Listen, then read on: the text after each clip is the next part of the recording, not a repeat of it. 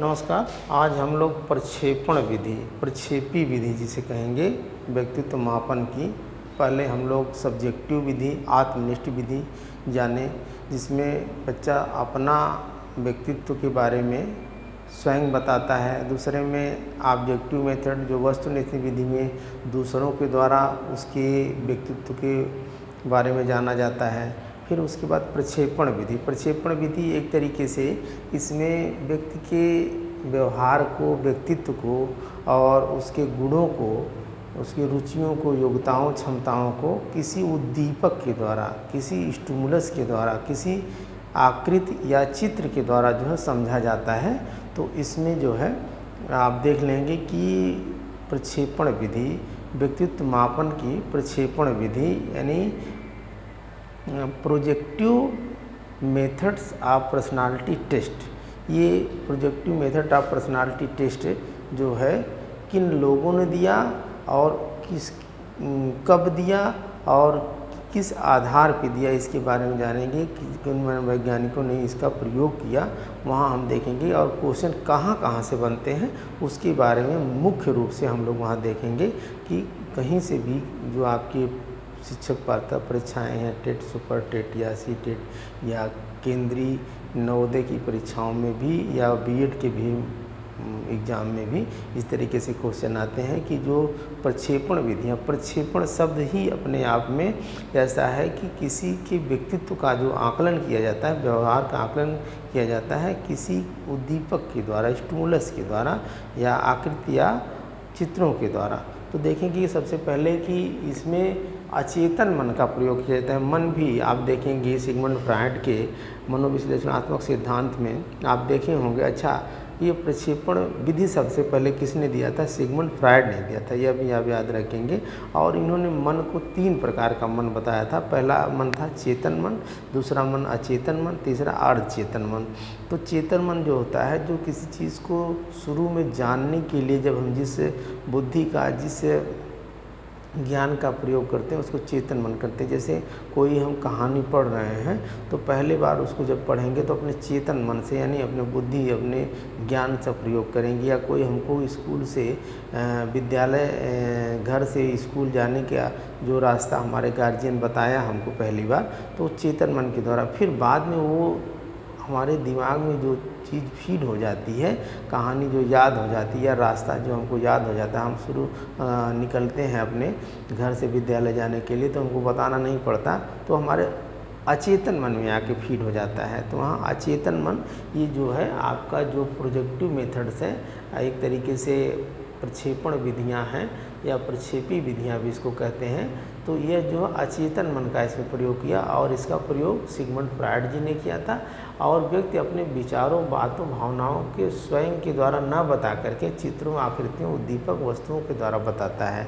अब देखेंगे कि जैसे आप एक छोटा सा उदाहरण देख लें कि कोई चित्र बना हुआ है, अगर उसमें अलग अलग व्यक्तित्व के अलग अलग सब्जेक्ट के स्टूडेंट्स हैं, तो जैसे मान लीजिए कोई फिगर बना दिया गया, तो कोई अगर ज्योग्राफी का है तो वो कहेगा किसी देश का नक्शा है, कोई अगर बायो का है तो कहेगा किसी जो है जीव का, किसी जो है एक तरह से ऑर्गेनिज्म या प्लांट या एनिमल का चित्र है। और कोई जो है अगर चित्रकार होगा तो कहेगा किसी पुष्प क्या या इस तरीके का चित्र है। तो अलग अलग तरीके से लोगों की सोच, जैसे आप देखते हैं बादलों में कुछ चित्र बन जाते हैं तो कोई लोग कहते हैं कि शेर बन गया, कुछ लोग कहते हैं कि हाथी बन गया, कुछ लोग कहते हैं कुत्ता बन गया, कुछ लोग छाया देख करके जो है अपने आप को। तो इस तरीके से इसको पहला टेस्ट आप देखेंगे कि TAT, थीमेटिक एप्रिसिएशन टेस्ट, प्रासंगिक अंतर्बोध परीक्षण या कथा प्रसंग परीक्षण या कथानक संप्रत्यय परीक्षण, इन नामों से इसको जाना जाता है। TAT, थीमेटिक एप्रिसिएशन टेस्ट, ये बहुत ही इम्पॉर्टेंट है। इसका प्रयोग सबसे पहले प्रतिपादन किसने किया था? मॉर्गन एंड मूरे ने किया था। कब किया था? 1935 में किया था। इसमें उन्होंने क्या किया कि कार्ड लिया था। कार्ड कितने थे? 31 थे, कार्डों की संख्या 31 थे। अगर मान लीजिए 30 भी आता है तब भी आप तब 31 नहीं आएगा, अगर 30 आएगा तो 31 नहीं आएगा, अगर 31 आएगा तो 30 नहीं आएगा, क्योंकि 30 कार्ड जो थे वह कार्ड जैसे उसमें 10 कार्ड जो थे उनसे पुरुषों से संबंधित चित्र बने थे और 10 कार्ड जो है महिलाओं से संबंधित चित्र बने थे और 10 कार्डों पे पुरुष और महिलाओं से संबंधित चित्र बने थे और एक कार्ड जो था वो सादा था जिसपे कोई चित्र नहीं बना था। तो इन 31 कार्डों को बालक को दे करके उससे जो है कहानी लिखने के लिए कहा जाता है कि इससे संबंधित आप कोई कहानी लिखिए या बताइए। तो उसके आधार पे जो है बालक के व्यक्तित्व का, बालक के आचरण का, बालक के गुण का जो है आकलन किया जाता है। तो यहाँ आप देखेंगे कि इस कभी कभी क्वेश्चन आता है कितने उम्र के बच्चों के लिए जो है यह प्रयोग किया गया TAT। तो यह जो है 14 वर्ष से अधिक बच्चों के लिए यह प्रयोग किया गया और इसमें समय जो दी गई 5 मिनट की समय दी गई। अब भारतीयकरण जो इसका भारत में इसका प्रयोग उमा चौधरी ने किया था। कभी कभी क्वेश्चन आता है TAT जो है प्रासंगिक अंतर्बोध परीक्षण का प्रयोग भारत में किसने किया था? उमा चौधरी ने किया था। अगर एक ट्रिक के माध्यम से इसको आप याद रखें, जैसे TAT है थीमेटिक एप्टीट्यूड टेस्ट, अगर आप टेट का एग्ज़ाम देते हैं तो वहाँ TET होता है, टीचिंग एलिजिबिलिटी टेस्ट होता है। तो उसमें आप देखेंगे उसको टेट से अगर ले लेंगे तो जैसे कभी कभी आता है ना टेट का एग्ज़ाम आ गया या उसमें क्वेश्चन आ गए तो बच्चे कहते हैं अरे यार मर गया, क्वेश्चन बहुत कठिन आया था। वहाँ से आप समझ लेंगे कि मूरे, मार्गन एंड मूरे इसको प्रतिपादन किए थे कि टेट के पेपर बड़ा कठिन आ गया तो मार्गन एंड मूरे वहीं से यानी मर गया, इससे आप ले लेंगे। अगला है आपका CAT चिल्ड्रेन एपर्सेप्शन टेस्ट, बालक संप्रत्यय परीक्षण। इसका प्रतिपादन लियोपोल्ड बेलोग ने किया था, सन 1948 में किया था। कब किया था? 1948 में किया था। इन्होंने क्या दिया था कि 10 कार्ड लिया था। कितने कार्ड लिया था? 10 कार्ड लिया था और इन 10 कार्डों पे उन्होंने विदेशी जानवरों के चित्र बनाए थे और उस विदेशी जानवरों के चित्रों को, जो विदेशी जानवर थे वो इतने चालाक थे कि कुछ उनके जो बिहेव थे वह आदमियों के जैसे थे। तो उनके आधार पे जो है यह बच्चों को दे करके 10 कार्डों को कहानी लिखने के लिए कहते हैं। कौन? जो है आपके लियोपोल्ड बेलोग। और ये जो है इसका प्रयोग 3 से 14 वर्ष के बच्चों के लिए किया गया और उन जानवरों के चित्रों के आधार पे बच्चे जब कहानी लिखते हैं तो उसके आधार पे मनोवैज्ञानिकों जो उनके व्यक्तित्व का आकलन करते हैं कि किस व्यक्तित्व का यह बालक है और इसका व्यक्तित्व कैसा है, इसका आचरण कैसा है, इसका व्यवहार कैसा है, इसकी रुचियाँ, इसकी क्षमता, इसकी योग्यता। तो इसके आधार पे आप देखेंगे। अब यहाँ देखेंगे चिल्ड्रेन का अर्थ होता है बालक, तो यहाँ आप देखेंगे बेलोग जो आया लियोपोल्ड बेलोग, अगर ये आता है CAT यानी चिल्ड्रेन एपर्सेप्शन टेस्ट किसने दिया था? लियोपोल्ड बेलोग, यानी बालक से, बेलोग से बालक आप समझ लेंगे और यहाँ चिल्ड्रेन, तो यहाँ आप समझ जाएंगे लियोपोल्ड बेलोग ने 1948 में इसका प्रयोग किया था।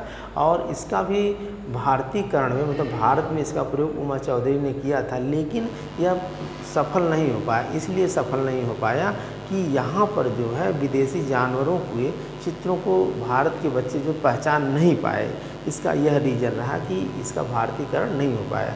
अगला क्वेश्चन आपका IBT है। अगला परीक्षण जो है क्वेश्चन करें सारी।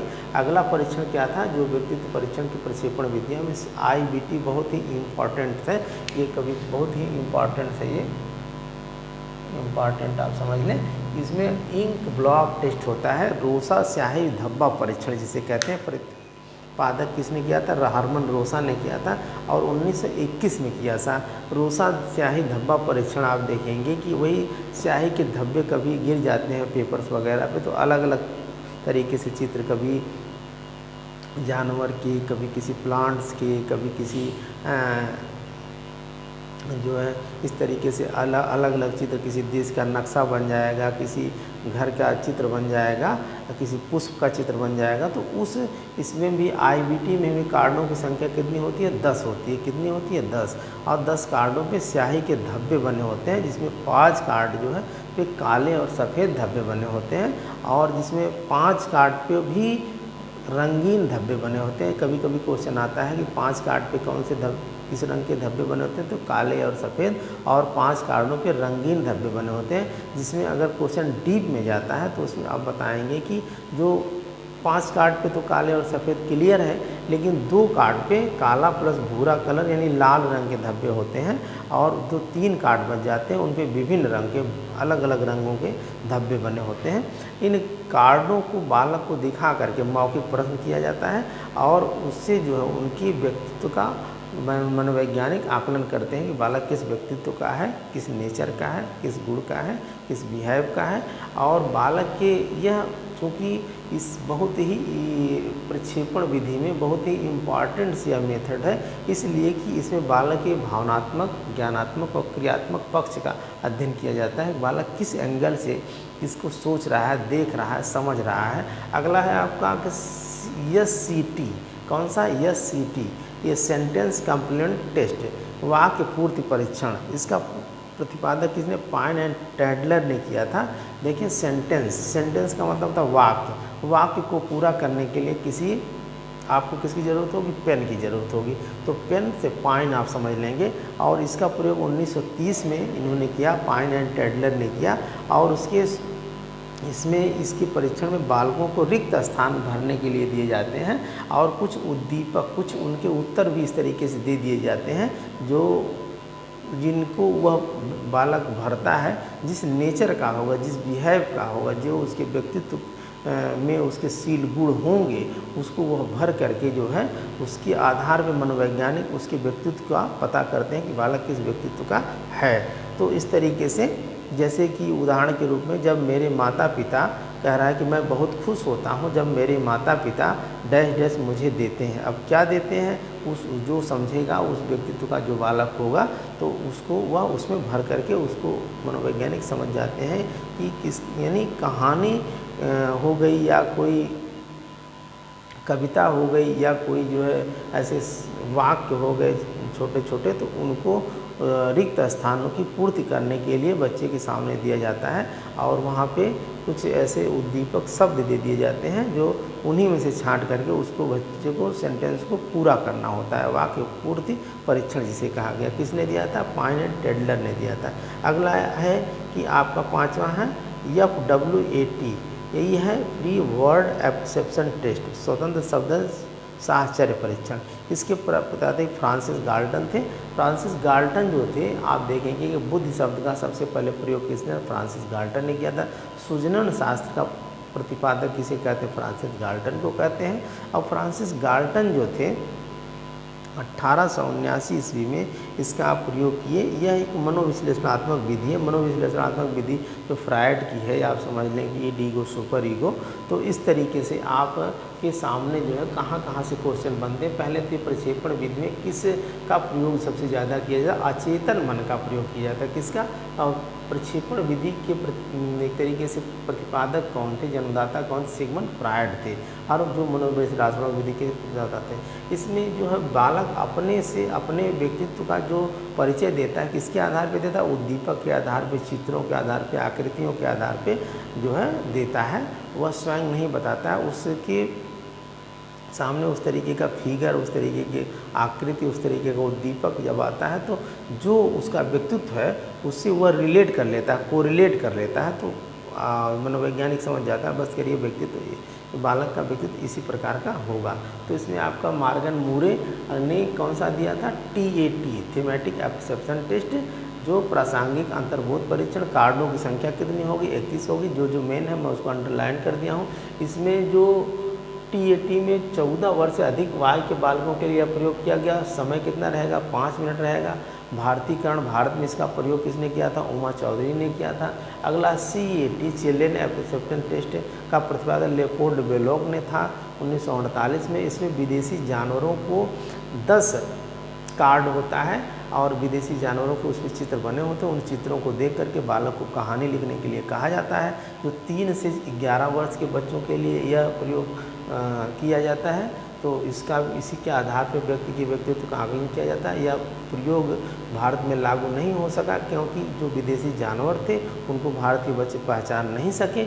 अगला IBT जो मोस्ट इम्पॉर्टेंस है, इंक ब्लॉक टेस्ट, रोसा स्याही धब्बा परीक्षण जो हरमन रोसा ने दिया था। अब देखेंगे कि इंक मतलब कि हरमन मतलब कि हर मन जो है रोसा, एक तरीके से